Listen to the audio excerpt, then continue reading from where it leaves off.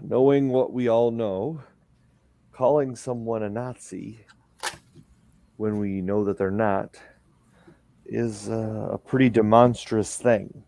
So, well, the thing is, they're not actually Nazis, right? But no, I meant calling Ray one. right. Like, is a little, yeah. Anyways, But like the tactics that are used by the modern day brown shirts. Oh wait, I mean Antifa. Are very Nazi-like, and the things that they want to do, like the mandates and all these other things, are fairly reminiscent of Nazi policy. And hey, they're building like these concentration camp-like things in other countries, and they already have them here. They're just not using them yet. You know what I mean? Like that was kind of Nazi-like.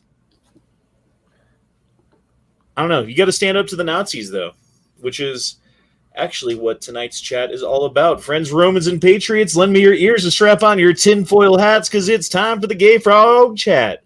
My name is E. Honda. I'm your host for the Gay Frog Chat, which is a weekly panel discussion where we go chin deep into a different conspiracy. This week, we're going to be talking about the bystander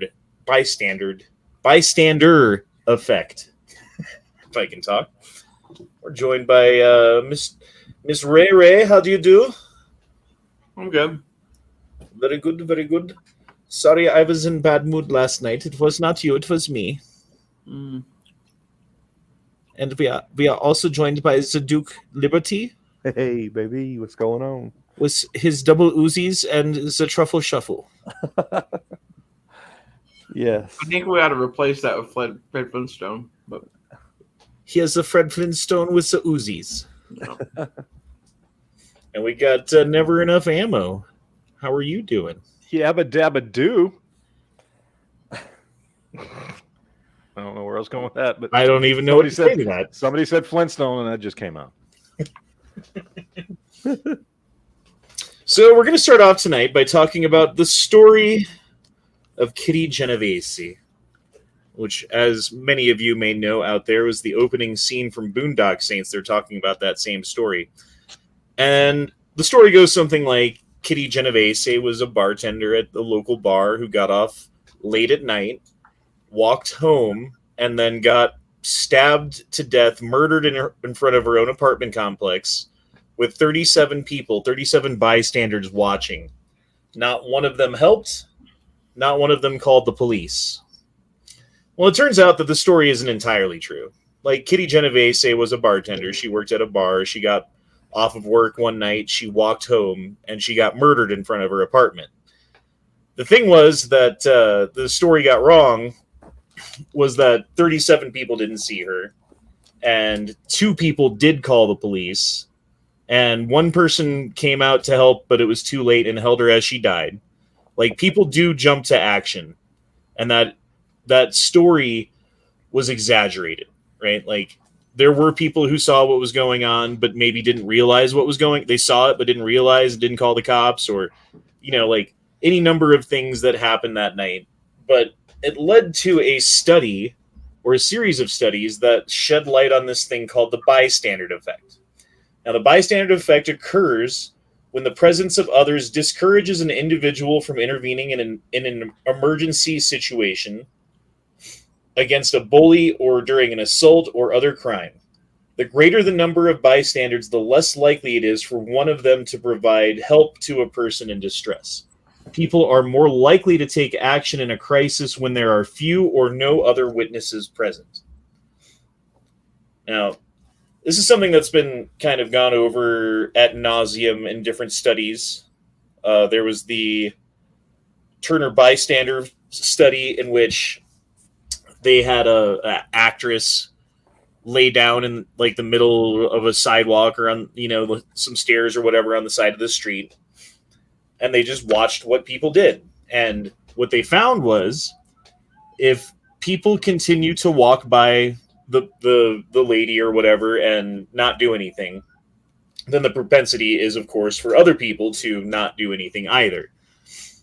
But if one person comes up and tries to help the lady who's on the stairs laying down or whatever, it prompts other people to jump into action and help also, because you've made it socially acceptable or whatever for people to jump into action and do something. And you did that by modeling that behavior for other people to see, right? And it's not until that behavior is modeled that other people realize that it's okay to help and that you should help and that the person needs help and it's the right thing to do. And then all of a sudden you have like 10 people helping out. You know what I mean? Mm-hmm. So there was the fire study.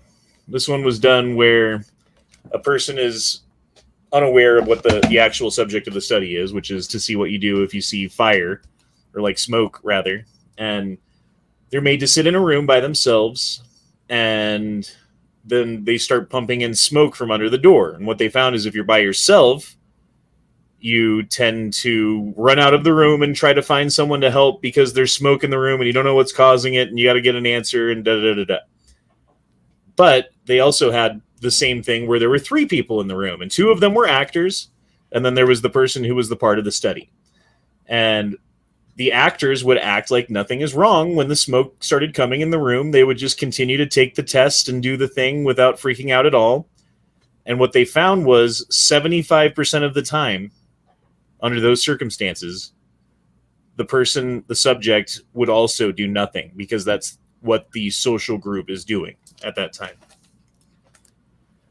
There's the intercom communication study that they did. I don't know the name of this one, in which they have an actor on the other end of like a 2-way radio who pretends to have a seizure, right? Like they're having an interview and they're talking back and forth, and the girl's supposed to, like the subject is supposed to read the script of whatever. And then the person on the other end, which was just a recording of an actor or whatever, you know, and like she's listening to it and then starts freaking out and asking for help, right? And what does she do? She runs out of the room and she tries to get somebody to get some help for this person.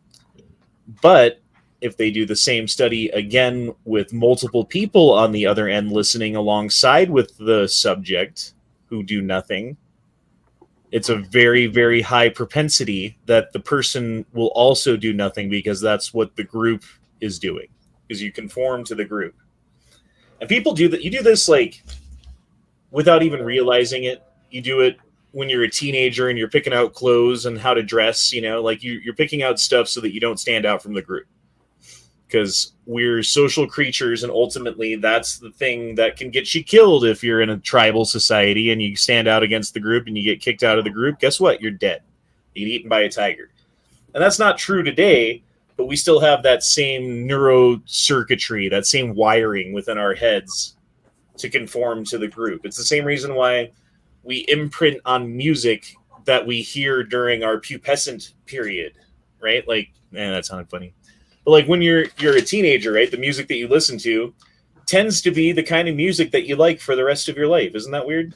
Well, again, that's conformity. I didn't even hear Joe Exotic until fucking last year, though, man. I saw a tiger. I saw a tiger. A tiger saw a man. Tiger saw a man. Oh. So there was the Asch conformity experiment that was done, in which the subject was put into a group of people, and you're made to look at different lengths of line, like a line on a paper, you know, in front of the class, and you're supposed to like match up the ones that are the same length, right? And then there's like 7 people in the group, but only one person is the subject of the study. And then, you know, like the other 6 people will say the right answer the first 2 or 3 times. But then on the 4th one, they will all in unison answer wrong, like knowingly, obviously wrong answer together. And what they found is that 37% of the time, if you are that lone person in that group who's looking at an obviously wrong answer that you know to be wrong, it's like physically observably obvious that they're giving the wrong answer.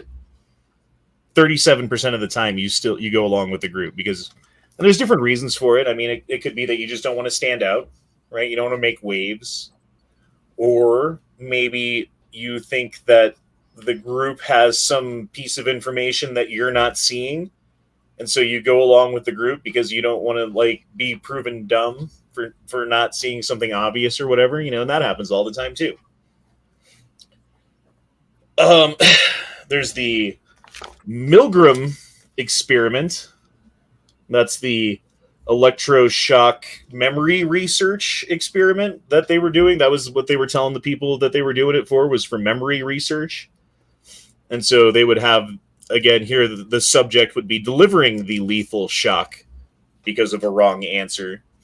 But as things go along, like the shock gets increased, and they originally thought that it would be a very low percentage of people who would go along with shocking people at what is labeled to be a lethal dose of electricity. But what they found in that study was that 65% of people, when prodded on by a authority figure, in this case, the person running the experiment is like wearing a lab coat and saying, "Oh no, it's fine, continue. Please ask the next question, please." You know, and like 65% of people in that study continued until there was a lethal dose, at least what they thought was a lethal dose of electricity that they were delivering to the subject. And this brings up, like, what's going on with the police? Why would they enforce all of these, like, anti-constitutional laws? Like, what happened with the Nazis? Why were there Nazis running concentration camps and, you know, doing all the stuff that they were doing back then? Well, it turns out it's sociology, it's human psychology, it's conformity that people will make themselves fit into because they don't want to stand out, because they don't want to be the person to get made fun of, because they don't want to be outed from the group, and because they haven't seen someone stand up to that authority and model to them what it looks like to do so and live, basically, right? Which is the ultimate fear, is like, why won't you stand up to authority? Because you think you're going to get crushed. Even if you don't actually think that, that's what you think psychologically, right? So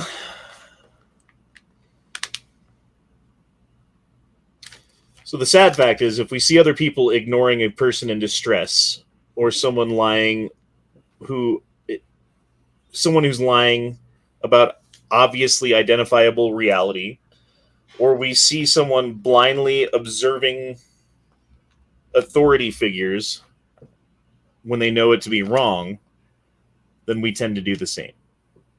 But the flip side of that coin is,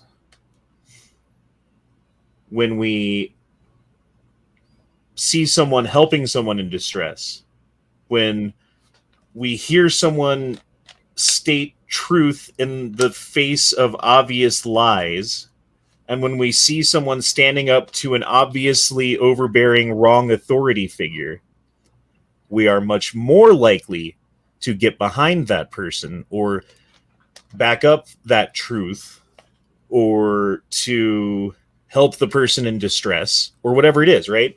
Like, if that behavior is modeled to us as human beings, as social creatures, we are much more likely to get involved than we are if no one, you know what I mean? And that's the whole point of the chat tonight, is we are in a situation in this country today where there are obvious lies being told to our faces, blatant gaslighting, that kind of stuff. We are seeing appeal to authority type situations about information and about things that you can share and talk about. We've got people in distress who are being ignored. And I think that there is something that we can all do about all of those situations. And that's just modeling what can be done, whether that's at your work. And I want you guys to think of examples of this, right? Whether that's at your work and they're doing something stupid that's wasteful and pissing off customers and it's obviously wrong. Stand up, say something. The emperor has no clothes. And guess what? There's a good chance that you, as that child, standing up and saying the emperor has no clothes figuratively, are going to get killed by the emperor's guards, right? Like, you stand up to work, and say the thing that is wrong with work, you might eventually get fired because of it. But you don't want to work for a place that's, what's the word? Tyrannical. Like, you don't want to work for a fucking tyranny. And if the only way to defeat a tyranny is to stand up to it and say something, and if you end up getting fired for doing the right thing and standing up and saying something and working extra hard and doing all that shit, then you're going to land on your feet somewhere else. You're going to find another job. Things are going to be fine.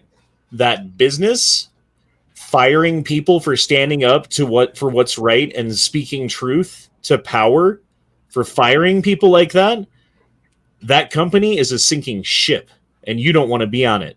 That country is a sinking ship, and you don't want to be part of it. It's better to die together than to hang separately. And I think that as we're moving forward into 2021, 2022, 2030 is where we're going, right? That's what they want. You'll own nothing and you'll be happy.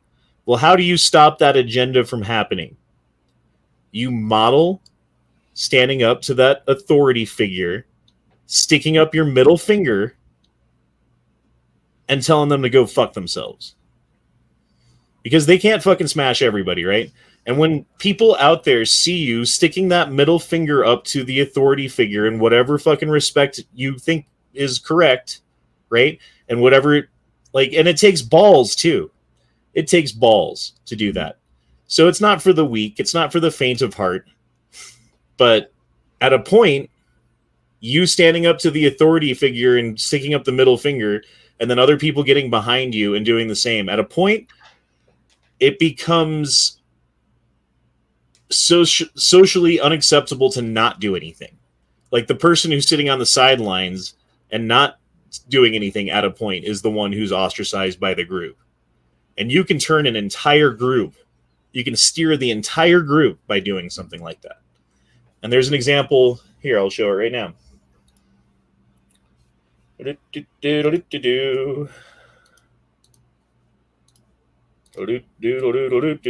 learned a lot about leadership and making a movement. Then let's watch a movement happen, start to finish, in under 3 minutes, and dissect some lessons.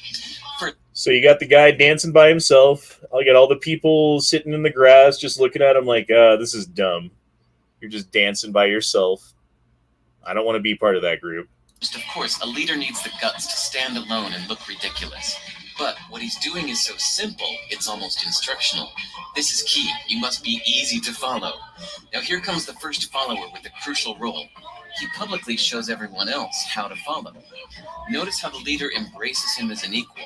So it's not about the leader anymore. It's about them, plural. Notice how he's calling to his friends to join in. So it takes guts to be a first follower. You stand out and you brave ridicule yourself. Being a first follower is an underappreciated form of leadership. The first follower transforms a lone nut into a leader. If the leader is the flint, the first follower is the spark that really makes the fire. Now here's the second follower. This is a turning point. It's proof the first has done well. Now it's not a lone nut and it's not two nuts.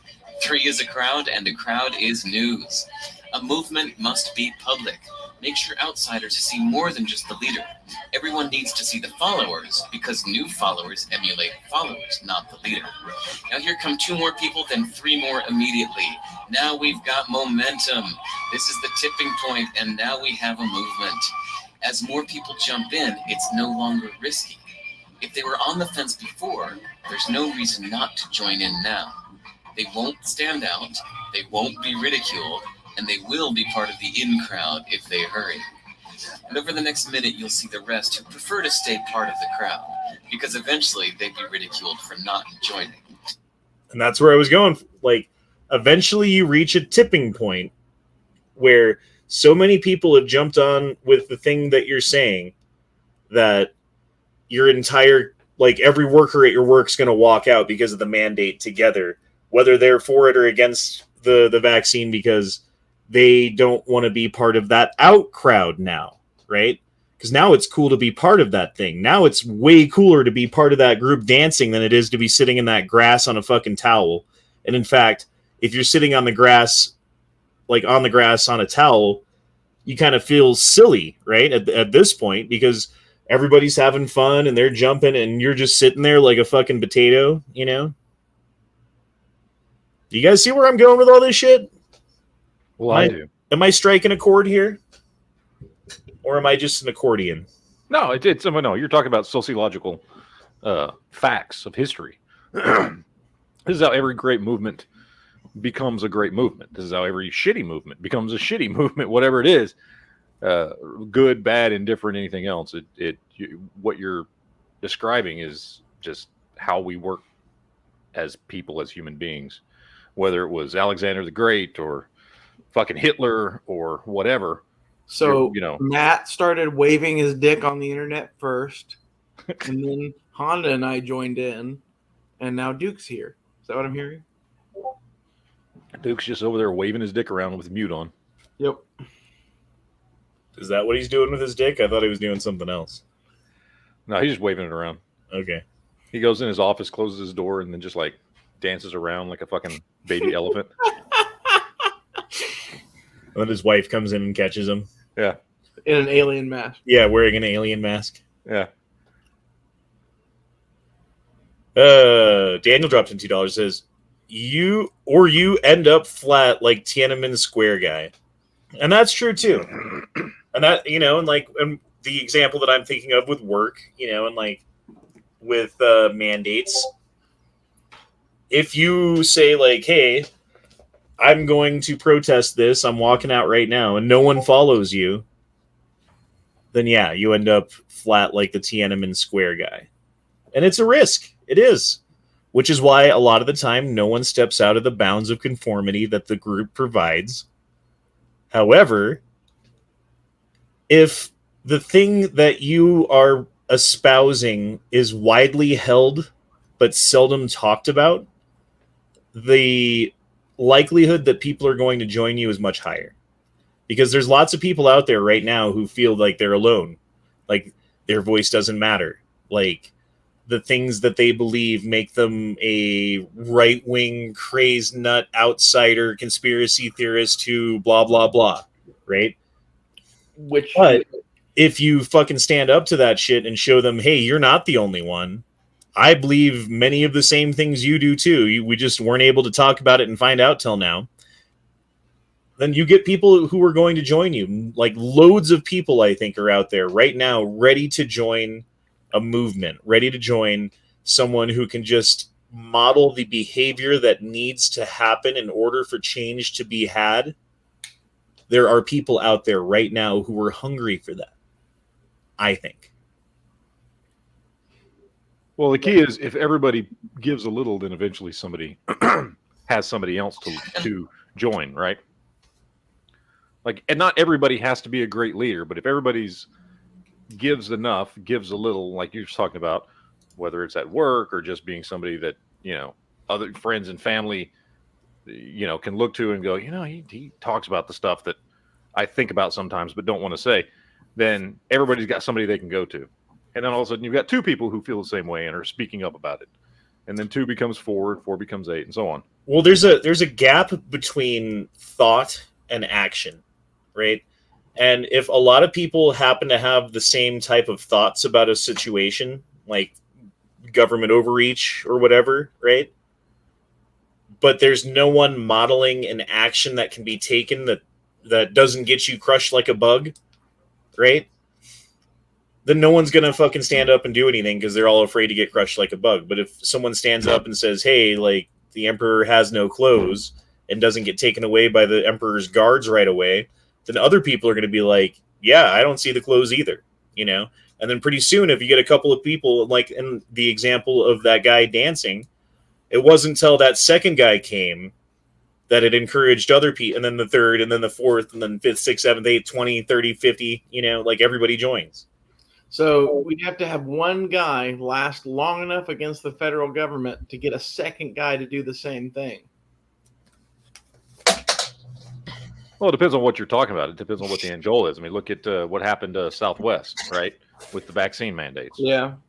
You know, that was just a bunch of people getting together and, you know, calling in sick and then making their voices known to their employer And then before you know it, the quote unquote mandates that Southwest had that was like, okay, if you're not vaxxed by December 8th, you're on, indefinite unpaid leave, turned into, okay, well, if you're not vaxxed by the 8th, December 8th, we'll give you time to get your exemptions in order.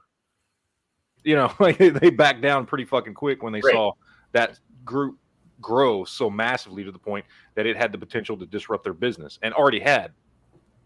And when things are so obviously wrong, like a mandate like that, you're going to find that even people who don't agree with you politically are going to agree with you on that, because it is obviously wrong. And people have been self-censoring, I guess would be the word. It's not that we're actually being censored. It's just that no one really wants to stand outside the group and talk about anything, because no one's doing that.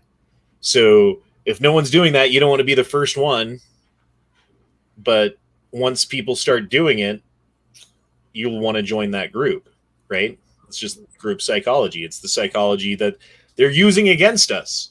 And I'm just pointing out a way that you can judo turn that shit around and fucking get them back. You know what I mean?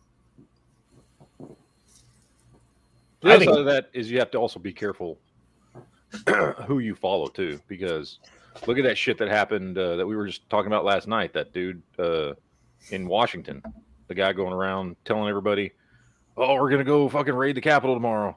Oh, we're gonna do this." Remember, and he showed up on all those fucking videos. He's obviously a fucking Fed informant or some shit, So people do have to use a little common sense when it comes to that type of shit too. You might end up following the wrong person, and then all of a sudden you fucking rush the Capitol like a dumbass.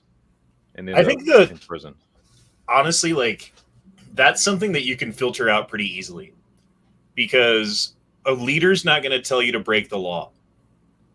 A Fed will tell you to break the law.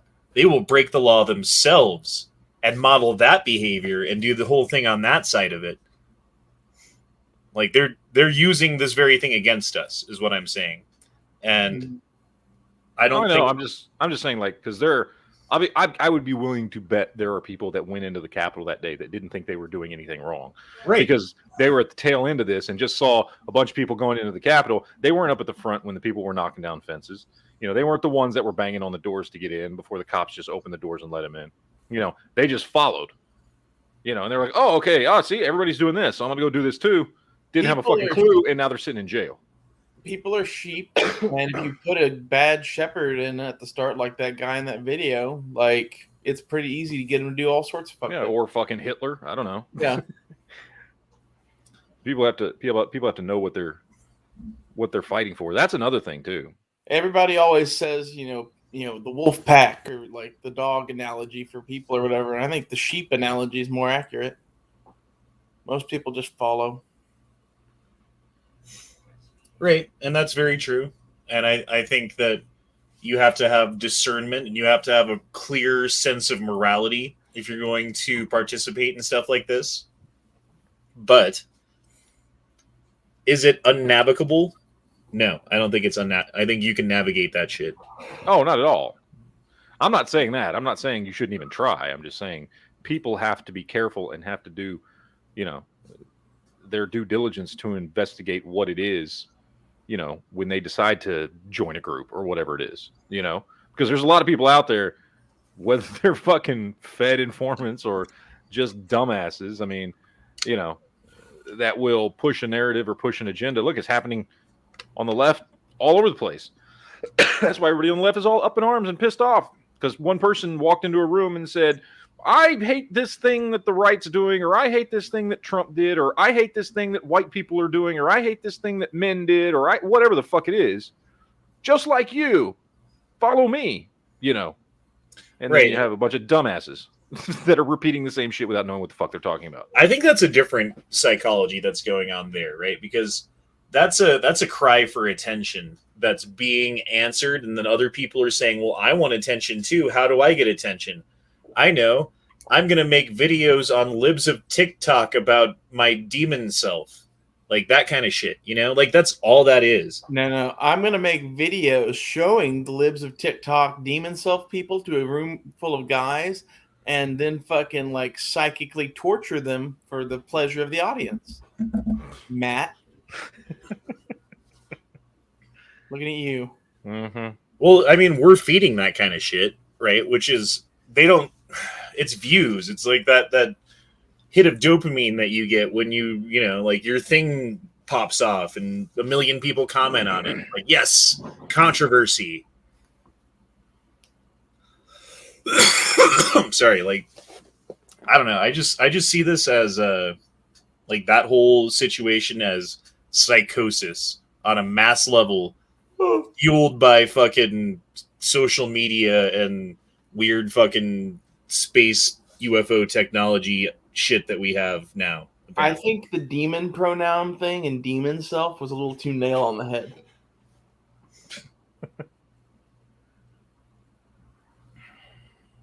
They're interdimensional child molesting demons.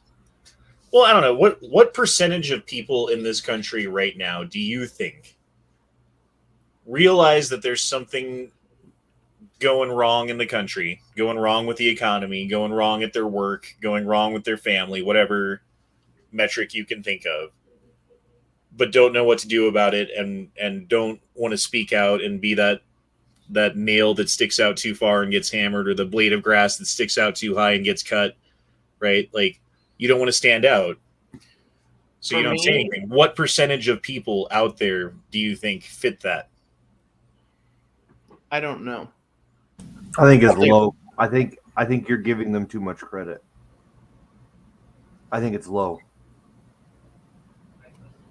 I think people are so wrapped up in their own lives and their own life issues that they still don't notice that there's anything wrong yet. The thing that I see around me and my own family is apathy. Like, they're so apathetic about everything that, like, even though the world is ending, they wouldn't give a shit about it, you know? So those are the people who were sitting on their beach towel on the grass, looking at that dude dancing, thinking to themselves, well, I don't want to get up and dance. But the thing is, there's a lot of people who do want to dance. And if you get enough of them to join that dance, then you'll get some of those people who were sitting on the beach towels muttering to themselves how they don't want to be part of that dance to get up and fucking join it. That's a good point. And I think that when it's something so obviously wrong with society and with the direction that it's going, you're going to have more people who want to join your cause and are looking for someone to model that behavior than you think. And maybe it's less than I think, but I think it's more than you think, Duke. Okay. Because people are hungry for this shit, you know? Like, they really are. You get lied to on the news, you get lied to by your parents, you get lied to by your work, by your friends, by everywhere you go. You know, like bumper stickers in traffic are lying to your face. And the thing is, we're pretty good as humans at picking out lies and picking out dishonesty. We know it when we see it. You can pick out someone who's being disingenuous. And a lot of people I think, have by now woken up to that fact that there's something in the soup and you're not going to want to eat it, you know? Like, I get that. I just think, man, I don't know if people are hungry yet. In Conan, the soup was made of people. Soylent Green. It's coming. Stephen Carroll says, my last movement was both great and shitty. Do you think this is ultimately headed towards fucking we're eating each other in some sort of communist state? Or Yes. do you think it's going to collapse before it gets there? I think they might hold it up enough to where it doesn't get to that point.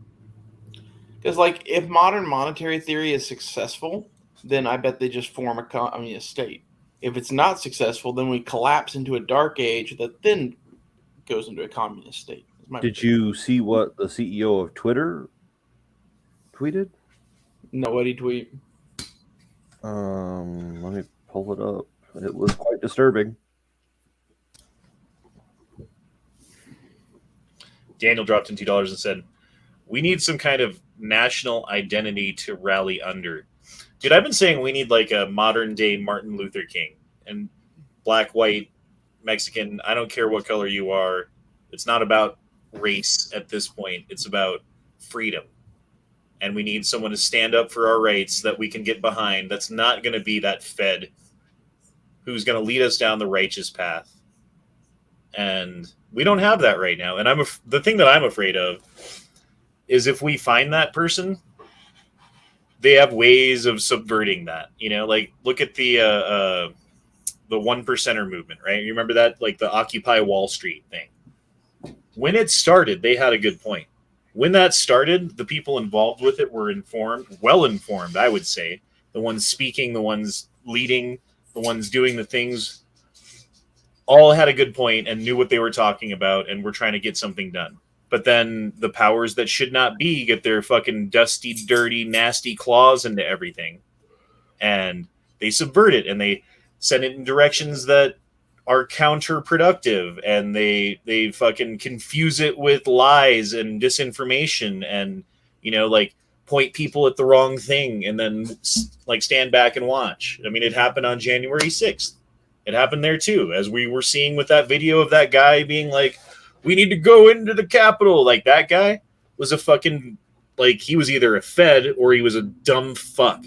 Like, I think that was a like honeypot trap designed to catch people that think like pro freedom, and that it didn't catch very many people because most people are stupid or smart enough to see an obvious trap or whatever,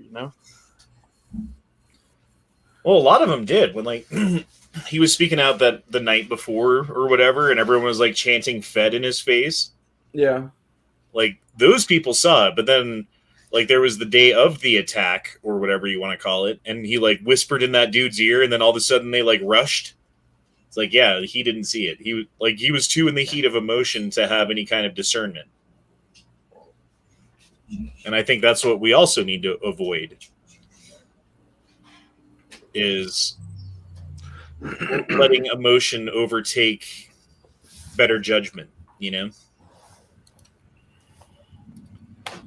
I had both Pfizer shots, then got COVID. I now have positive COVID dyspnea. What is that? Dyspnea? Never enough ammo? Yeah, what is that never enough ammo? Tell us. Is he trying to say dysphoria?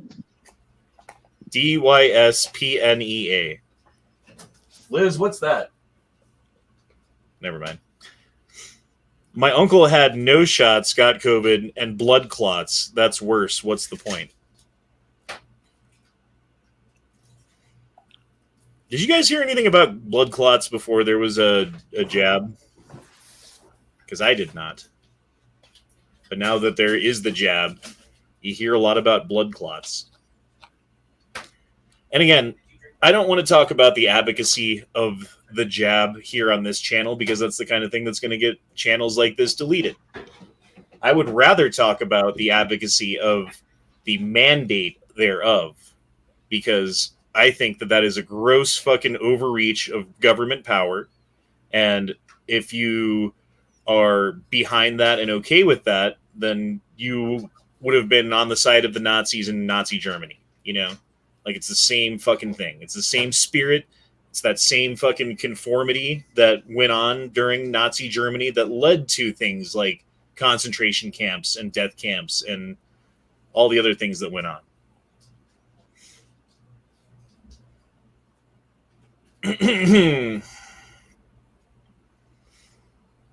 Yeah, I don't know which one's worse, or what the point is, though, to be honest. Disturbing to me that they made us fund the sick, twisted experiments involving dogs. Yeah, I heard something about that, but I don't know what exactly it was. Yeah, I heard something about Fauci, like, killed, like, 100 dogs or something. Not, like, directly himself, but, like, he ordered them to be killed or whatever. I don't know. So, tinfoil hat time a little bit. Holocaust meant burnt offering, right? What is the word for vaccine offering? Is that what we're going through right now? Are they offering up a bunch of fucking deaths to the fucking aliens or some shit? I don't know. It's interesting how the people in power always end up wanting to kill lots of people. Well, I mean, look at the Aztecs. They had an entire temple that was built of human bones. Yeah. Like, shit's crazy. Or, I don't know, go back to Roman times. There was a well, like where people would get water, a well, by a whorehouse in ancient Rome. Do you know what they found at the bottom of that well in modern day when they dug it up? Baby skeletons. Tons of baby skeletons. It's fucking sick, dude. But I mean, it's part of the human psychology. And like Jordan Peterson talks about, like, if you cannot put yourself in the shoes of a Nazi and understand where the Nazi was coming from, then you're not getting a full understanding of humanity, because Nazis were humans too. You're a human. Part of what they were is what you are. You can access that and understand it without implementing it. I still think that, like, some of the Nazi shit was heavily influenced by the occult and their belief in a bunch of fucked up shit. And, like, I don't know how they convinced the mass people to believe that, but, like, at its core, at the higher up of the Nazi shit, is just pure evil. Well, again, how did they get the masses to go along with that? It's the same thing that we're talking about tonight. It's the group conformity. Well, I was about to go there. They did that through propaganda. Not everybody knew what the fuck was going on, which is exactly what they're doing now. Yeah, and like, if you stood up to the Nazis in Nazi Germany, there was a good chance that you would get squashed like a bug. So there was that added incentive too. It was like, you really don't want to step outside the bounds if those are the terms. You know what I mean? Yeah. Why is Luke B saying bone apple tea? Bone apple tea, y'all. What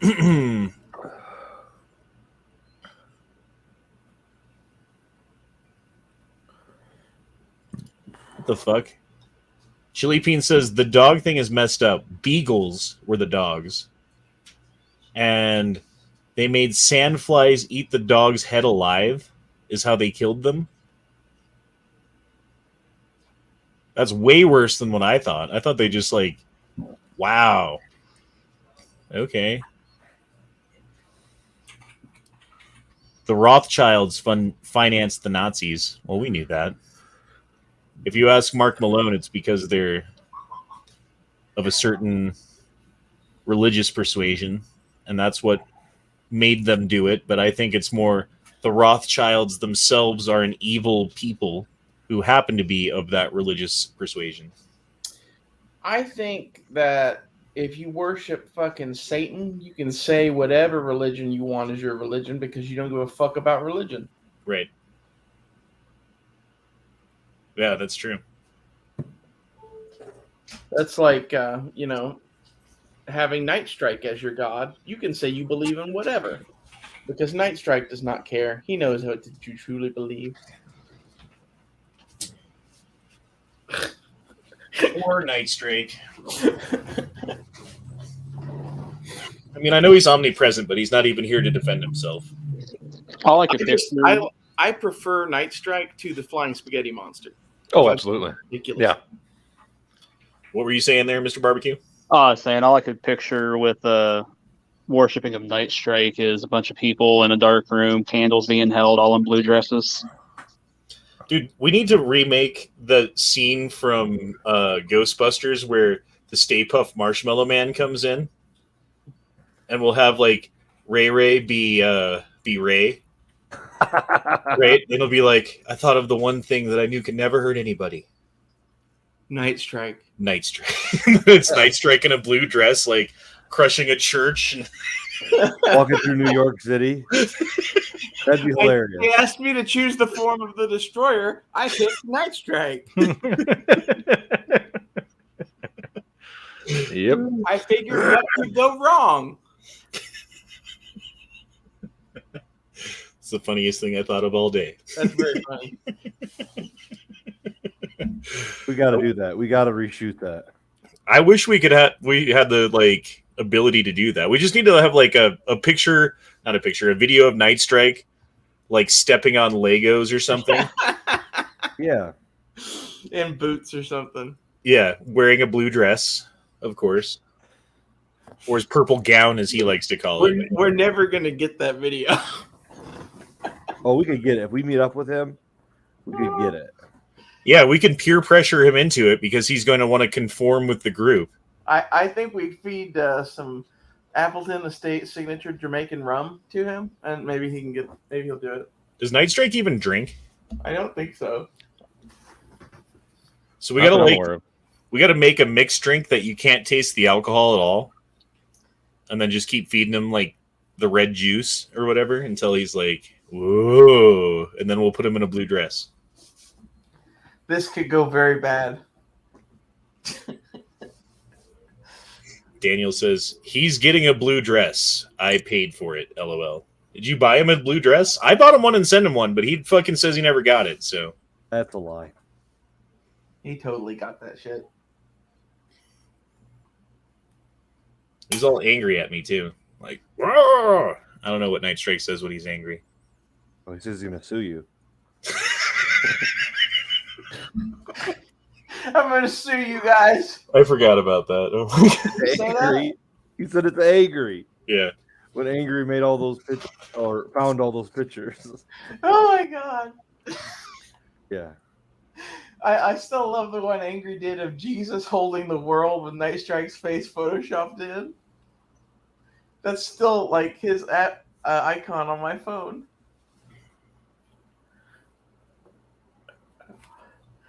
See, the great thing about making fun of him for being God is that's not even something you can really get mad about, I don't think.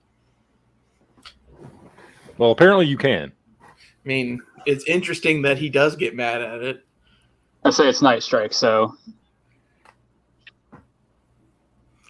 I'm literally saying that you created the universe, Night Strike. Come on. Daniel says, I sent him money to buy one. What size should he get? I forgot what size I got him. I'm going to guess big. Well, Night Strike is a big girl.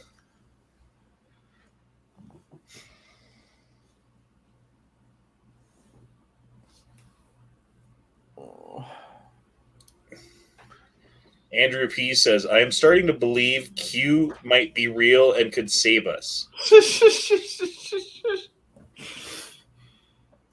Like the QAnon dude or like Q from Star Trek?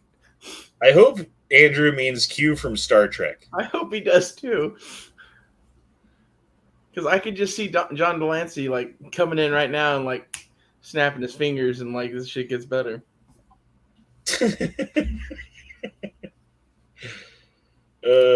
Just the image of Night Strike in a dress in people's minds raises me from a 3 to a solid 4, maybe even 5 in lower Alabama. I agree, Tara. Like he raises all boats. I even feel hotter. Oh. The rising Night Strike raises all boats. All tides. Yeah. Night Strike is the tide. And the law. And blah. So, what do you guys think?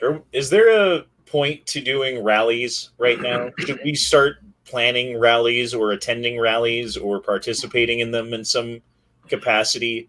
Or is that going to be kind of like a honey trap like you were talking about with, what's his name? That dude. I would say for now, just sit and wait and see what happens. Because any rallies and shit are just going to be the ultimate fucking honey trap, I think. Like, obviously, like, you won the coin toss going on the fucking 20th instead of the 6th.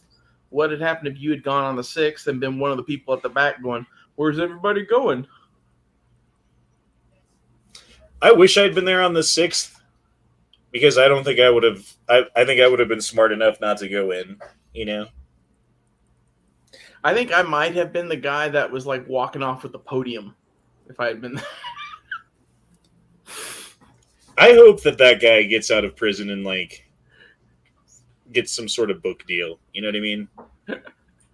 The guy walking off with the podium waving is my favorite one. Like, I would buy his book. I would buy his book too. I think you deserve for a couple people to buy your book. You know what I mean? He did walk in and steal Nancy Pelosi's little podium. It was the podium for the Speaker of the House. Like, gangster. Well, I mean, I was watching Guns and Gadgets. I don't know, the guy who does your Second Amendment source for all. He's like that. I can't stand to watch that guy. Well, he was doing a video about how the ATF and FBI are tracking individual, fully legal, never broken a law in their life gun owners in America because of what they might do in the future. They're tracking them. Have you guys heard about this? Yeah. I mean, it's fucking... I think John Trump had done a FOIA request on it or something like that, and they had to, give up all the information, which, did they give up all the information, or did they just give up what they really had to? I don't know, man. It makes me want to do like I've got a lawyer friend who I could talk to about this, but get a FOIA request on myself just to see what they have. You can do that. Yeah, and you can do that, and that's the thing. And it will tell you whether or not they've been tracking you or gathering information on you or even care about you, right? Yep. I don't mean to, plug John Crump again, but instead of wasting money on a lawyer, I mean, unless your lawyer friend's going to be nice and just talk to you because he's nice. But Crump does have a video on his channel that walks you through doing a FOIA request. That'd be interesting to do. Like, honestly, and I don't think it costs that much money. It's only a couple of bucks or something. It's really not much because you basically have to pay them for the paper. it's not a lot of money that you pay, like $1 a page or something. So I guess if they have like 6,000 pages of information on you, it could be expensive. But if they had 6,000 pages of information on you, you probably knew they were already watching you in the first place. I'm just interested to see, because like someone like me, man, like I don't plan on doing anything crazy. But if things get crazy, you know what I mean? Like, who knows what people are capable of? So maybe that's what they're looking out for, because they know what they're going to be up to. And they know how crazy things are going to get, so they're getting a list together of people that they're going to have to look out for in the case of this eventuality, right? Yeah. And honestly, I think any of us doing live chats like this, whether we're hosting or participating, we've gotten looked into at some point. I mean, heck, I remember it was a few months ago. I had gentleman contact me in my comments saying, "Hey, I'm a blind shooter, blah, blah, blah, all this fun jazz." I was like, cool. And I was like, to make life easier, shoot me an email. Here's my email, which, I mean, I have it in all my descriptions, all that.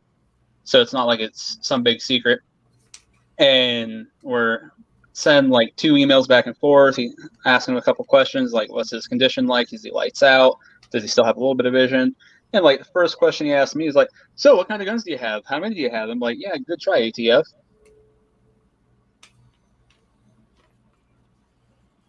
Not falling for that one. Well, the thing is, they already have all that information, I think. Like, if they really wanted to know... Yeah. And they're not supposed to keep all the information when they do a 4473 or whatever, but I don't see them not doing that, let's say. Colostomy Bag says, I'll bet if you put in a FOIA yourself, then you will definitely be on a list. Well, people do FOIAs on themselves all the time, though. Like, anytime that you're involved with a lawsuit in the government, or there's something that, like, there's reasons that lawyers in law cases have to do it all the time. So it's not, like, that big of a deal for a FOIA request on an individual, right? That being said, like, I don't know. Like, what would they do if, like, Osama bin Laden got a FOIA request on himself? I guess they know where to send the rocket at that point. Like, Jesus. That'd be a P.O. box. You'd be like, damn it. We murdered more postal employees, but who cares? Well, and Jose Morga has a really good point. The NSA is already tracking you. They have all of your information from your phone and your email, and that's true. Like, anyone with a digital footprint, that footprint, they know everything about it. And, like, you put a little flashlight app on your phone or whatever. Well, for some reason, it makes you agree to the terms of service to install the flashlight app. And in part of the fine print in the terms of service is a GPS tracker or whatever that, you know, then they can get all the information on everywhere you go and sell it to third parties and da-da-da-da-da. That's how they make their money. But there's also, like, a shady underbelly of that, of what information is the government gathering? By what mechanisms are they using to sort that information and like filter through it and find, you know what I mean? Like, they have fucking shit. They do. We know they do. It's been proven that they do. Like, Snowden, the whole Snowden thing proves that they had more back then than we knew about then. And then the guy who lied about it in Congress, the fucking head of the NSA or whatever it was, who, by the way, never got in trouble for directly lying. Fucking... Yeah, dude, there's shit going on. What scares me more is the fucking the DARPA stuff that we don't know about. Oh, I missed a super chat from Daniel. Uh-oh. Daniel, I'm sorry, Daniel. I'm worried the 6th was modern beer hall puts... What the fuck? I don't know what that last word is, but I'm guessing he's talking about, like, Hitler in the beer halls, eh? What was Hitler in the beer? I don't know that one. So Hitler, before he came to power or whatever, used to speak in beer halls in Germany, and he was the best speaker at the beer halls before he fucking ran for chancellor.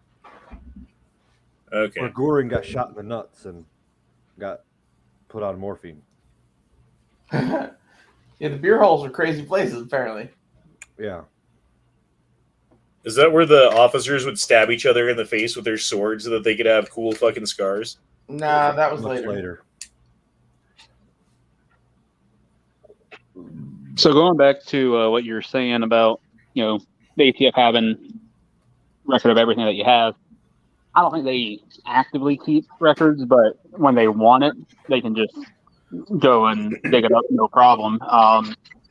You guys ever hear of the channel Lead Therapy? I know of it. I've heard it. He got really popular last year when he was chronicling his run-in with the ATF.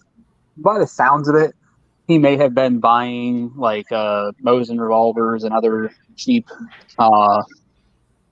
import revolvers and just trying to flip them for a profit, if you ask me. But apparently one of them got used in a crime, and then they came back to him and said, hey, why did this person have it, blah, blah, blah. And I remember in his one video, he flat out said, you know, they said, we know you have this. This is the serial number. We know you have that. That's the serial number. And they ran off the list, and they wanted to see everything that he had. Can they do that? They can't just do that, can they? I mean, if they get a warrant. If they have a warrant. But they can't just show up to your house and be like, hey, we're the ATF. I've got a list here of all of your guns. Pull them out. We need to check. Well, they can, but it depends on your stupidity at that point. Do you just go, okay? Or do you say, I'm going to have to call my lawyer and you need to come back with a warrant?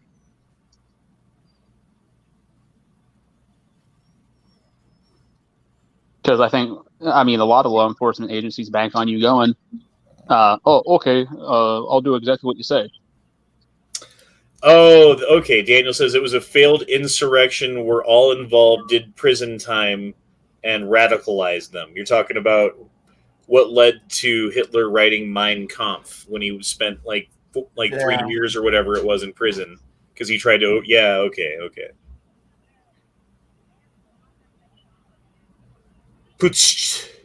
How do you say that word? Beer hall putsch. I don't know.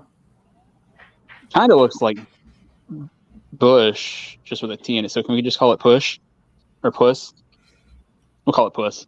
When a problem comes along, you must putsch it. Get it? See what I did there? I tried to do that in a German accent. It didn't come out very well while singing at the same time. Gave me a good laugh.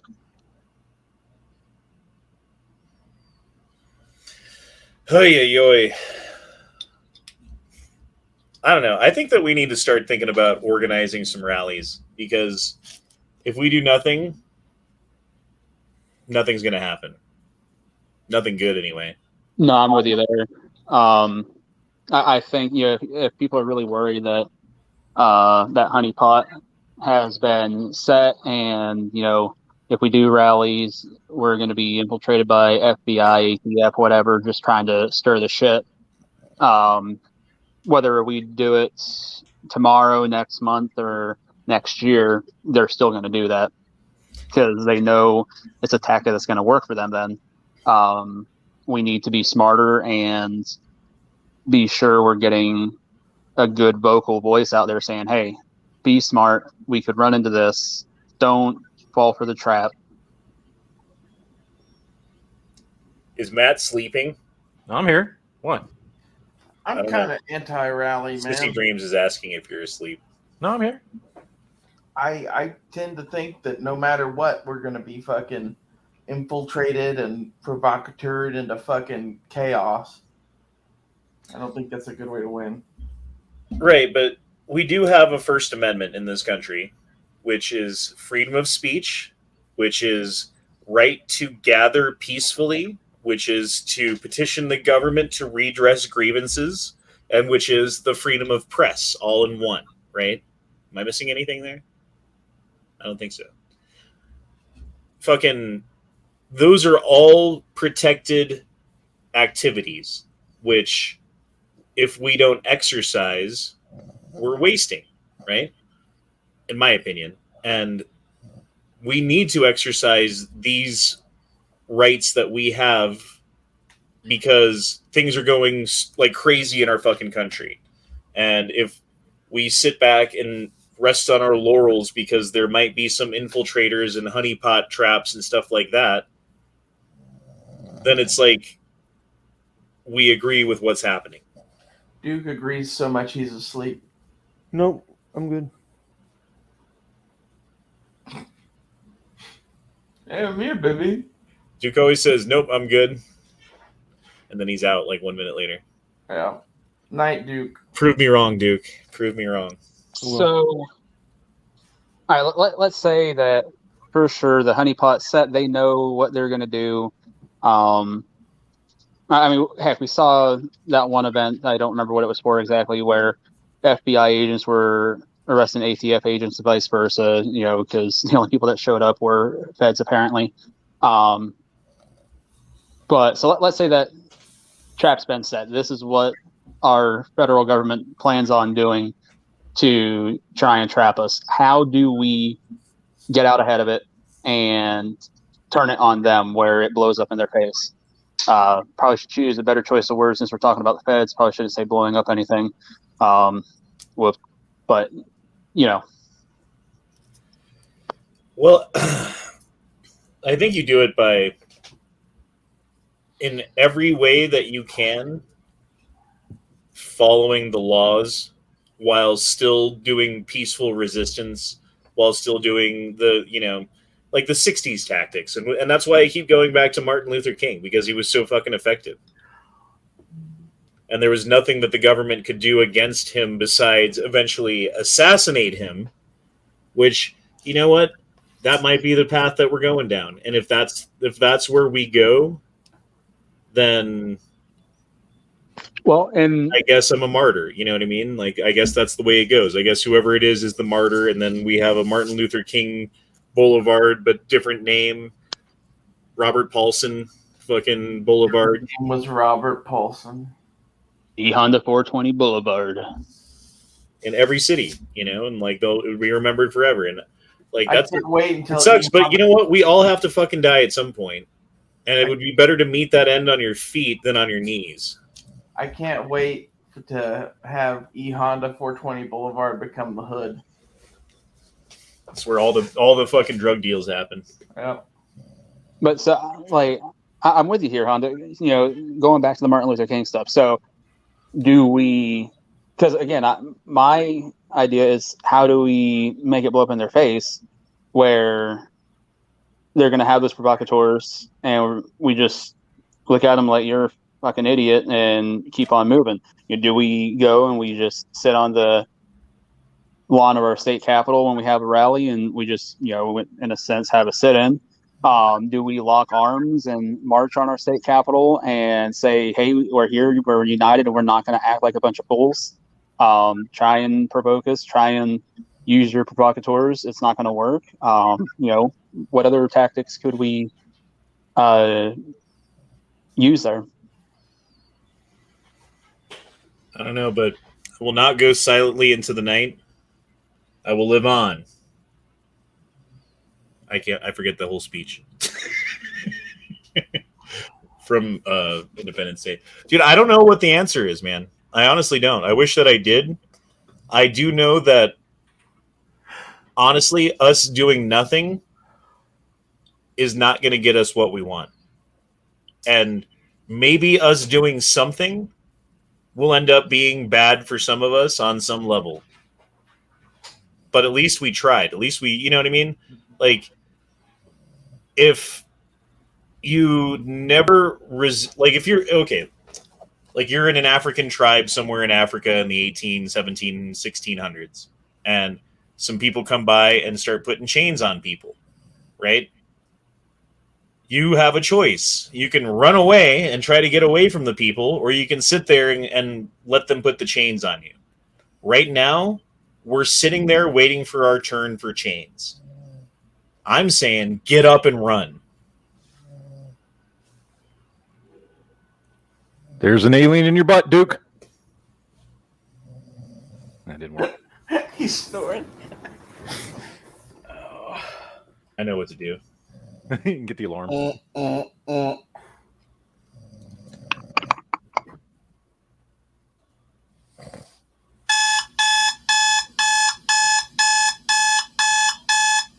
Dude, wake up. I've been here the whole time, baby.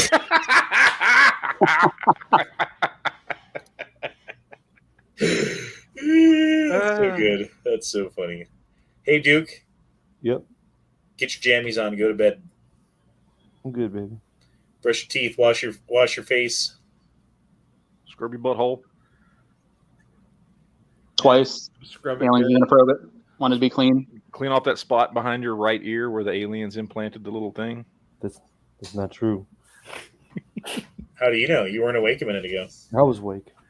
You gotta scrub your butthole good so the aliens will have a clean one. The aliens just want you to think you were awake. It's a false memory. Maybe shave it a little bit too. You don't want them accidentally pulling any hairs when they're down there.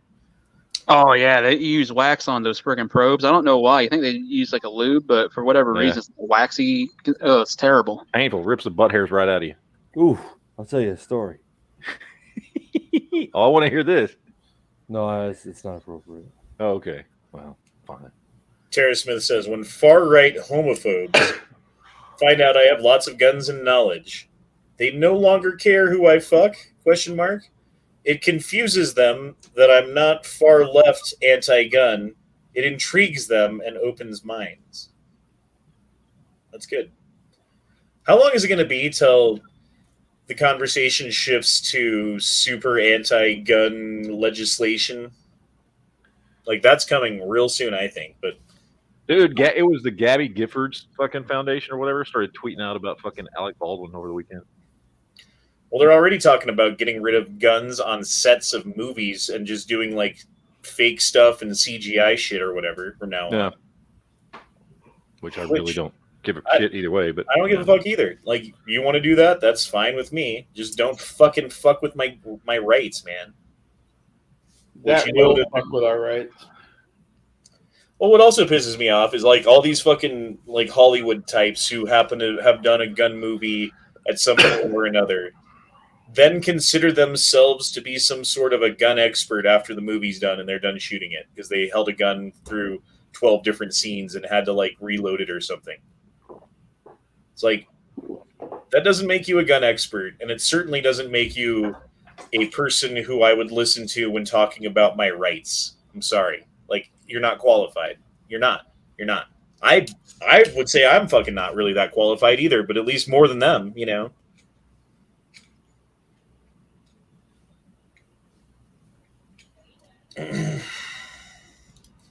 TC says, oh, good. I was going to say the way I see it. If only women should be making abortion laws, only firearms owners should be making gun laws. TC says, Hana's just upset all the time because he has no power to change things. Like most of the rest of us, we can't all be Martin Luther King Jr. I don't think I'd want to be Martin Luther King Jr., but I want him to fucking rise up so I can follow him. You know what I mean? That's what I'm calling for, is like, would the real Martin Luther King please stand up and put one of those fingers on each hand up? I think each and every one of us really could be the next Martin Luther King Jr. if we so desired. You just have to be ambitious and have the drive and want to make that change. Unfortunately, with the way society is today, most people are caught up in their own lives. You know, I got this rat race of a life going on, and they get caught up in that. HBO Matt makes a really good point. Stop thinking you can stop government being evil. And I was thinking about this basic argument the other day, not in context of this conversation. And my thought was basically something along the lines of, there is no government that is not or eventually will not be evil or corrupt. It doesn't exist. Our founders knew that. That's why they put in the Second Amendment. That's exactly right. But the Second Amendment was supposed to be like right to bear arms, which means like the tools that the military uses to fight war. Do we have the tools that the military uses to fight war? Nope. Negative. I mean, we have maybe a little tiny fucking fraction of it, but we don't have modern fucking crazy tanks with all the shit. We don't have fighter jets and fucking satellites, and I wouldn't even want nukes, but we don't have those either, bioweapons or any of that shit, you know? We don't even have 1% of 1%. Which really fucking negates the point of the Second Amendment in a lot of ways, don't you think? You could say that, but we had been waging a war in Iraq and Afghanistan for 20 years. It's not because we just felt like staying over there for shits and giggles. It's because we had an enemy that, with much less technology and equipment, were giving us a run. I'm not saying that, you know, our armed forces didn't kick the shit out of them a lot of times, but when you talk like, oh, our federal government has nukes, they have these satellites, they have this, they have that, and essentially, what were we fighting over there? Farmers with pitchforks? Man, Well, I mean, that granted, war was whatnot, the goal with that wasn't to fucking win. Like, you're never gonna win that. We had a fucking insurgent force securing fucking national resources of another country. Of course, people are gonna occasionally get pissed and fucking kill some troops and shit. Like, well, and that was gonna be my point. There was no exit strategy. there was no clear, decisive way to get victory. Like, we went in there to, like, do what exactly when we first went in there? Guard the Spread poppy democracy. fields. Oh, guard the fucking poppy fields. That's what we went in there to fucking do. What was the official reason? I don't even remember. Stop the terrorism. WMDs. Well, that was Iraq, not Afghanistan. Why did we Oh, go I into didn't Afghanistan? realize you weren't talking We about went- both. My bad. We went into Afghanistan after 9/11 to find bin Laden and the Taliban and to catch them, supposedly. But what we actually did was set up shop and start fucking a second government and shit. Well, we overthrew the government, didn't we? I believe so, because I believe the Taliban was the government of Afghanistan. No, it was the Ayatollah. Or was that somewhere else that I'm That's thinking of? Iran. Oh, okay. The Taliban was like the legitimate elected government of Afghanistan when we invaded. Rhonda should get a boulevard too, says Daniel. There should be E Honda 420 Boulevard and Rhonda Boulevard is the next block. It's like the red light district. I don't know, but we went into Afghanistan for unclear reasons, with unclear goals, without an exit strategy, and without a way to win. And then we stayed there for 20 years because politically we told ourselves that we had to stay there and that there was some, like there was always the next reason why we were there and why we like this is the point now that we're doing, right? And we never actually fucking achieved much there. There was tons of people who fucking lost a leg or a friend or whatever in Afghanistan who will never get that back and hold those scars for the rest of their lives. For what? For what? Because government's evil and because they wanted fucking resources and they wanted to control things and they wanted to exert their power and they wanted to show it on a world stage and compete with other countries and show everybody the might of the American government. But that's all it was. It was a show. It was a fucking... I mean, all life is a stage, right? So, one of the things we were fighting over there was an ideology, and you're never going to defeat that. So, and like you guys said, that was unwinnable. We no exit plans, all that fun jazz. So let's correlate that. Let's say there was a civil war, there was a rebellion. What would the federal government be fighting then? Is it just people that are like, oh, should I not be infringed and are going to give up? Or is it people that believe in the ideology that we have this Constitution, we have a Bill of Rights, and in no way are we going to give that up? Well, I mean, if 9/11 taught us anything, it's that the American people are completely willing to trade their freedom for security on the drop of a hat. And fundamentally abandon the founding principles and the rights that men have fought and died for generations in this country and turn our back on it because a couple buildings fell in a city and because there was a hole in a Pentagon.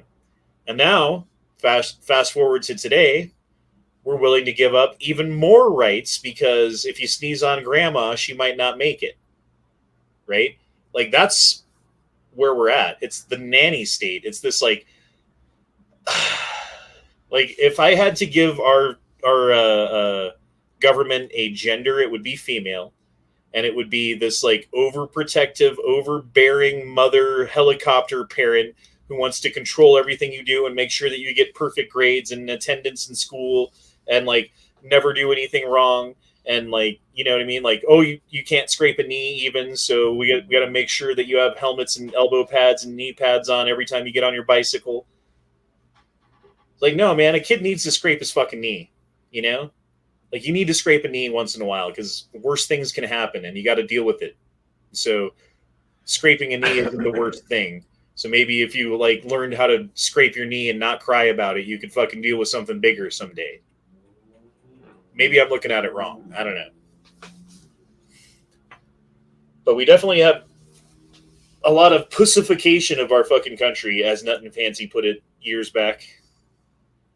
The pussification of America. And I would like to see some depussification going on, if at all possible. How do you depussify?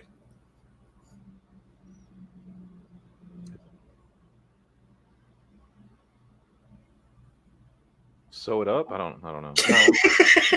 I was gonna say I was sexting. muted. Sorry, I said living on the edge and banging tail. I don't know.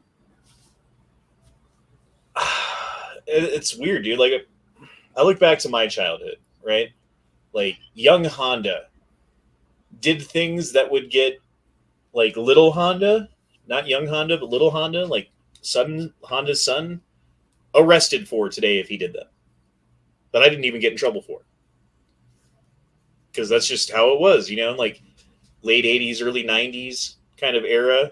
Like, it was a different country. People had a lot more freedom, and there was a lot more responsibility too. I remember that part of it. Like, if you did something fucked up, you paid for it. But you were also able to do a lot of things that people would have a heart attack about today, you know?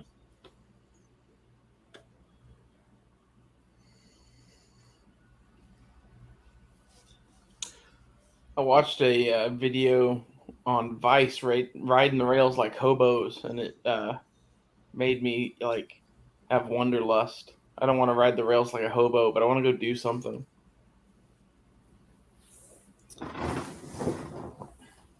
Sometimes I miss having my motorcycle, because I just hop on that motherfucker and leave the house on a day that I didn't have to work, that I didn't have the kids, which didn't happen that often, but when it did, and the weather was nice, I just hop on that thing and I would pick a direction, not even have a destination, and just go until I couldn't go anymore, and then like find a cool spot and take a break, and then do some exploring, and then hop back on the bike and come back home. You know, and it was so amazing. Like, I'd see a new place like almost every week that I'd never seen before.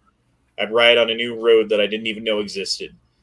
You know, I'd see a mountainside that had been previously unknown to me. And I don't do that now that I don't have a bike, because I don't just hop in the car and go. There's no point in being stuck in traffic and driving. It's not fun, you know? Too bad the only direction you can go is north, hey, Matt? Yeah. But I don't want to get my head chopped off by cartels. I mean, we talk a lot of shit about the cartels, but wouldn't it be preferable to dealing with the American government? Depends on the situation, but maybe. Sometimes yes, sometimes no. Exactly. Like, there's certain towns in Mexico where the cartels give everyone Christmas presents and pave the roads and shit like that.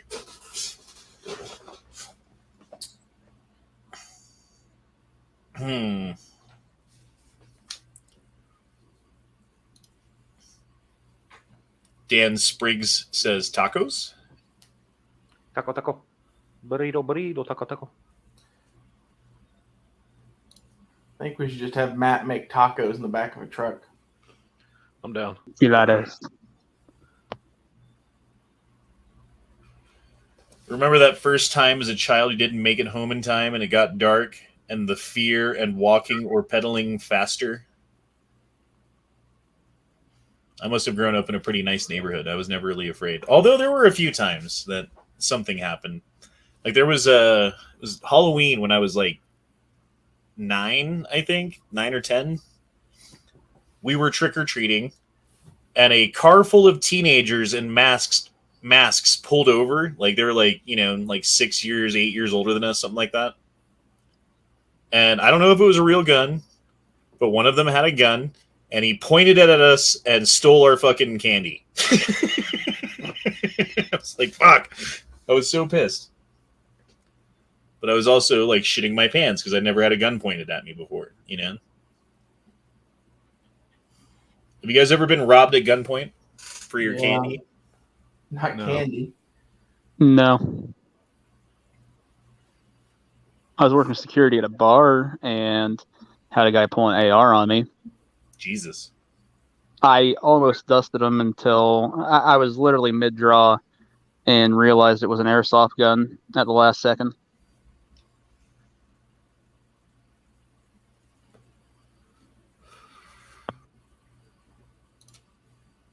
Dan Spriggs says, I saw taco truck in everyone's chat. It's a business venture plug, not just a joke, LOL. What the fuck are you talking about? You're talking about the fact that I've said I wanted to start a taco truck? I think we should get Matt a taco truck and get Angry a barn to be a jelly farm or whatever. We'll have tacos and jelly. Never enough tacos and jelly. How much do food trucks cost?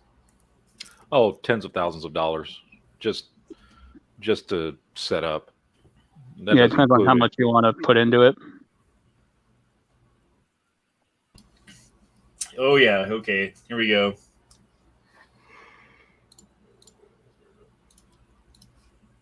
Tacos. $45,000. $40,000. $85,000. 40. Ooh, this one's only 11. 46. Is it completely gutted? Let's look at the $11,000 food truck to see what you get. That's not even a food truck. That's just a step van. It's been fucked up. Yeah, you that's not set up to be a Oh, taco there's truck. nothing in there at all. You don't even have the fucking window cut out of the side Yeah. to fucking do anything. Like, it's not a taco truck. It's just a step van.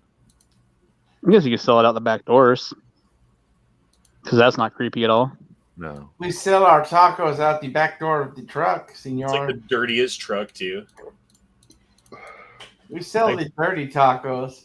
Would you like some dirt tacos? We have dirty tacos. I've heard of some guys running taco trucks, food trucks that have dumped well over 100,000 into them.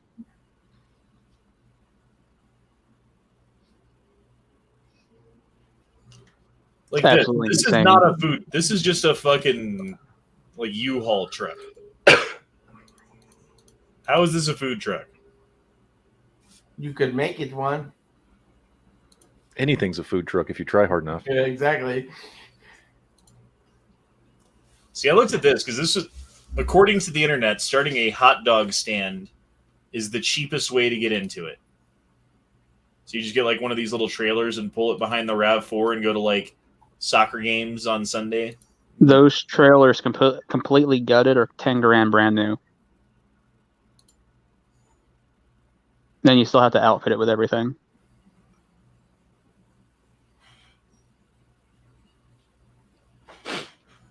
Which, like, I don't know about Colorado, but here in PA, you'd have to have a 4-basin sink because you have to have hand washing. Then you have area wash your dishes, rinse them, sanitize.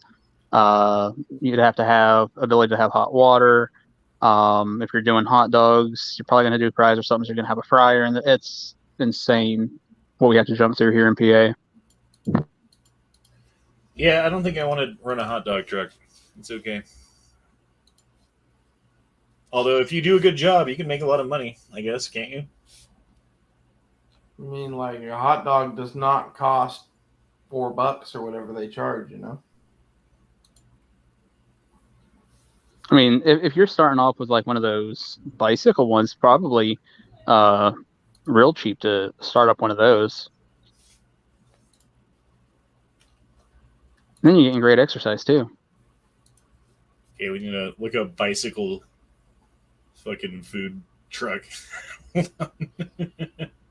Bikes. Food bike. $9,000. $9,000. Okay. I almost went full Tom Segura when you said bikes. Really had to hold that one in. Why is this $9,000?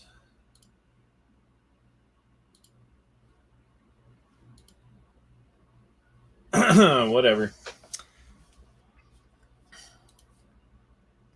Well, this chat went and took a fucking left turn, didn't it? Sorry, guys. Freedom America, yeah. Rallies. Oh, hot dogs. Sweet. Sissy Dream says, serious question. How many hot dogs do you need to sell to cover your expenses and equal what you make now, including benefits? Well, how much Okay, are hot dogs? let's assume you're making $2 full per hot dog that you sell. Profit. It's a couple thousand dogs a month, isn't it? Like, Jesus.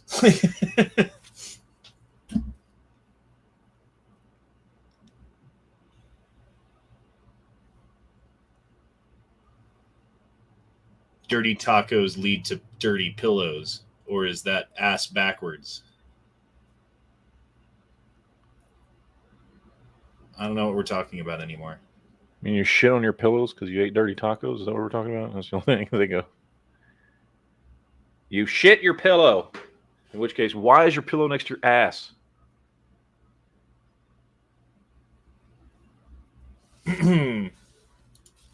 George Cortez says, about an hour away, there is a town where they build Ford trucks, and they build them with strict codes where the state and the food truck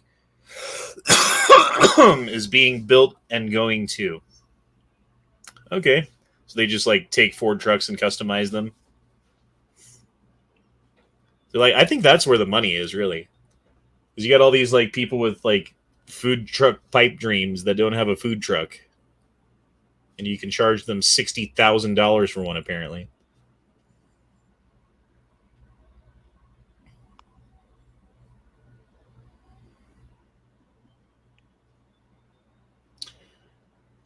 What is this? While each childhood V has undergone clinical trials and assessed safely, studies have not been conducted to determine the safety of combined vaccines. Dude, I was looking at this thing where they were talking about how the Moderna had been approved for children like age 12 and up or whatever, right? You guys heard about this? Mm-hmm. Well, if you actually look at the literature, it's been approved as of a future date pending the trials that are going on now. And they've just said, well, since they've given the future date approval, it's approved. It's not approved till 2022, officially. And it's the same thing that they were doing with the Moderna vaccine that was approved by the FDA. It's not the same one that they're giving to people. You guys know about this? Mm-mm. Dude, look it up. They say that it's functionally the same, but it's a completely different thing that they're injecting into people than the one that they approved. And they're saying that like the risk is basically the same or whatever. I forget exactly how they worded it. But Moderna has a vaccine that is approved but not available, but they're giving people the one that's available but not approved and acting like it's the one that's approved. Look it up. Look it up. Please look it up. In fact, I'll look it up.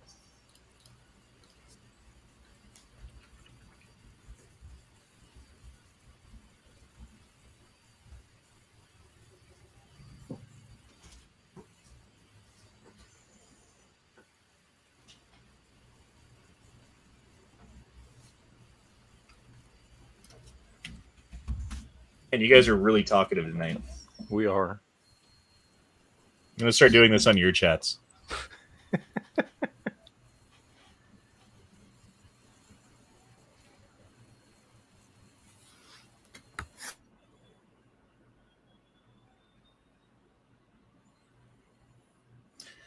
Well, if you Google this, you get a million fucking answers that are Google. I hate Google. Google, fuck you. Google, go fuck yourself. You need to make a go fuck yourself Google video, Matt. Yes. Why didn't you use DuckDuckGo? I mean, clearly that's the alternative here.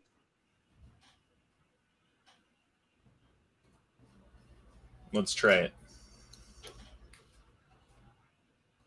DuckDuckGo.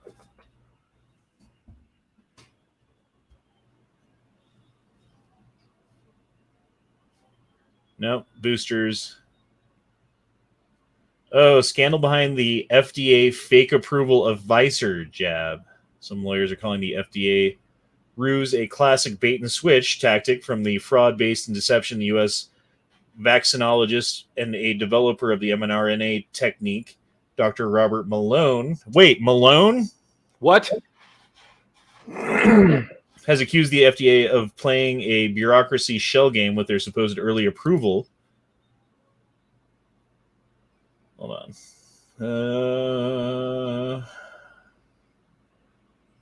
Cesspool of corruption, conflicts of interest between FDA and major drug companies, including Pfizer, stand behind the rushed approval, not approved, blah, blah, blah. On January 23rd, the FDA announced the fully approved the Pfizer mRNA vaccine gene editing substance, blah, blah, blah.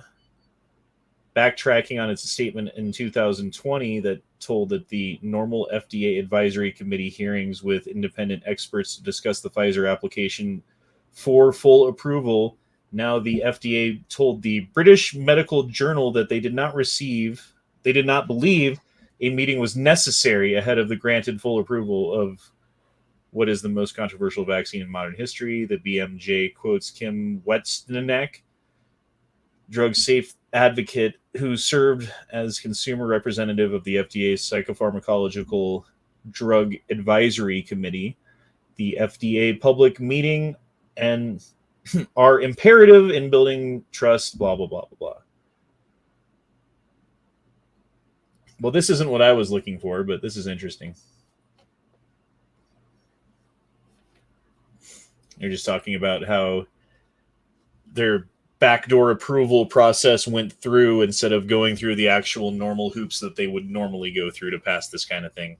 But that's what they did with the emergency use authorization of these drugs, which is also why you can't talk about what's the word for Ivor Johnson? Ivor Johnson.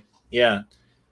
Because if you have a safe and effective means of treating the symptoms and the, like underlying sickness, then you don't need an emergency use authorization. So they got to stifle and stuff all of these things down as much as possible. Did you guys see the CNN brought to you by Pfizer compilation? No. Let me see if I can find it real quick. There's every fucking CNN show that they do, pretty much. I don't know if it's every single one, but there's 15 different shows that CNN does that are all 100% sponsored by Pfizer. They pay for CNN to exist, and they are mouthpieces for them thereof.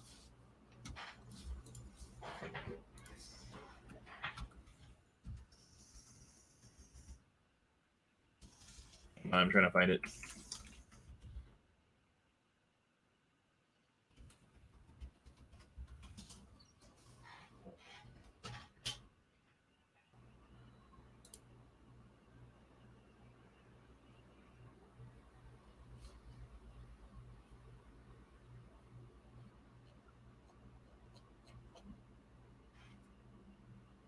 Oh, here it is. Good morning, America. Okay. Screen share. Is brought to you by Pfizer. CBS Health Watch sponsored by Pfizer. Anderson Cooper 360. Brought to you by Pfizer. ABC News Nightline. Brought to you by Pfizer. Making a difference. Brought to you by Pfizer. CNN Tonight. Brought to you by Pfizer. Early Start. Brought to you by Pfizer. Friday night on Aaron Burnett Out Front. Brought to you by Pfizer. This Week with George Stephanopoulos is brought to you by Pfizer. This weather report brought to you by Pfizer. Today's countdown to the royal wedding is brought to you by Pfizer. And now a CBS Sports Update brought to you by Pfizer. Meet the Press data download brought to you by Pfizer. This portion of CBS This Morning sponsored by Pfizer on how to find the hidden sugars in the American family diet. Sponsored by Pfizer. That's not creepy at all. Yeah, not at all. It's not like they can control the messaging coming out of these things if they don't have complete control because they pay for everything or anything like that. I don't know. That's weird. Well, Matt, didn't you run a story on Hasty Headlines like a year ago where all of these news outlets from local level to national level were just saying like the exact same thing, almost verbatim? And there's like 30 different stations saying, I mean, exactly. Yep, all right in lockstep. Oh, you're talking about where they're like, I forget what message it was that they were talking. It was something with Trump, where they were like, I forget what it was, but yeah, where it was every single different freaking media source out there saying the exact same thing, using the same like phrase, you know. I mean, it was almost verbatim, word for word. It was crazy. Well, yeah, because every station was sent the same script. Yeah. So they just put it on the teleprompter. Do you think showing that thing is going to get me a channel strike? No. Nah. If you were going to get a channel strike, they would shut you down in the middle of it. It would have detected it and shut you down. Because that's what happened to me. It just killed my chat, like in the middle of it. My chat just stopped. Because I was playing what, 30, 45 seconds from the movie Heat. That's it. And it was a YouTube video I was playing. Somebody had posted the gunfight scene from Heat on their channel on YouTube. And I was just playing that YouTube Dude, video. how is that possible that they have it on their fucking normal channel on a fucking video? Yeah, exactly. And you play a clip from it on a live stream and you get a strike. Yep. That was my argument. Didn't matter. Wow. They didn't care. Oh, did I miss a super chat? Oh, Super chat! Super chat. Any Steyr fans here in the chat? Love the L9, says Dan Spriggs. Oh, I got an L9. You wish you had more Steyr. Steyr Manlicker. AUG. Oh, I'd love to have an all. Fuck yeah. The man liquor. The Manlicker. It's the Jedi model. You can get those for a pretty good price at Royal Tiger. The Manlickers. The Manlickers? Yeah, they've got Manlickers from Ethiopia. Yeah. You know, I think Grey Jedi could go for some Ethiopian man liquors. Yeah, probably. We should buy Jedi an Ethiopian man liquor. I think he would absolutely love that.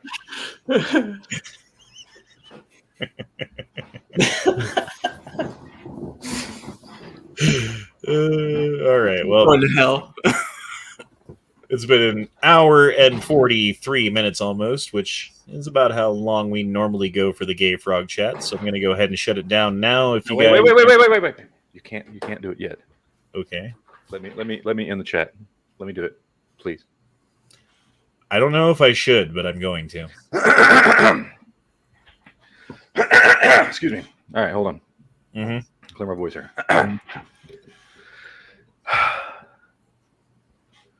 Good morning.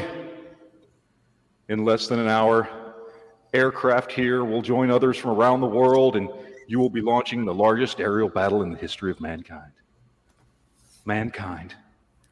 That word should have new meaning for all of us today. We can't be consumed by our petty differences anymore. We will be united in our common interest. Perhaps it's fate that today is the 4th of July, and once again, you will be fighting for your freedom. Not from tyranny, oppression, or persecution, but from annihilation. We are fighting for our right to live, to exist. And should we win the day, the 4th of July will no longer be known as an American holiday, but as the day when the world declared in one voice, we will not go quietly into the night. We will not vanish without a fight. We're going to live on. We're going to survive. Today, we celebrate our Independence Day.